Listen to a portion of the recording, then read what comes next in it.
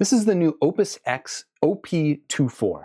Those numbers stand for the number of drivers, not because there's 24 drivers in here, that would be insane, but there are 2 dynamic drivers and 4 balanced armatures, which is already kind of a lot for the price point of just 50 bucks. But that's not really the selling point here. The number of drivers really shouldn't be the selling point of any particular IM. I think kind of the unique value prop of this IM is that it has a tuning switch on it that gives you 2 different tuning dials. And okay, tuning switches are also not that unique, but having it be this accessible, you don't need a tool to use it and you can do it while it's in your ear.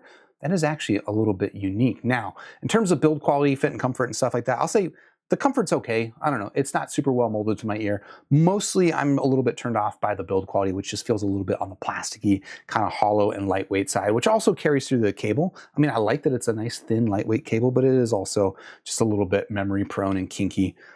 Not the most inspiring, but again, it's 50 bucks, so it is what it is. Now, in terms of the sound quality, I'm gonna say it's kind of also the same. It's a little bit of it is what it is. It sounds a little bit hollow and kind of smoothed over in a way that it's not gonna be offensive to anybody in terms of it's not sharp or sibilant or scratchy or anything like that. If anything, I would say that the treble is a little bit on the smoothed over side, which can just kind of make it sound a little bit featureless and I don't know, for me, unengaging. Now, what this slider here does, or what this little tuning dial does, is it goes between a tuning that is, it basically just affects the lower mid-range. If you've seen a Harman scoop in the lower mid-range, this basically gives you kind of a Harman scoop.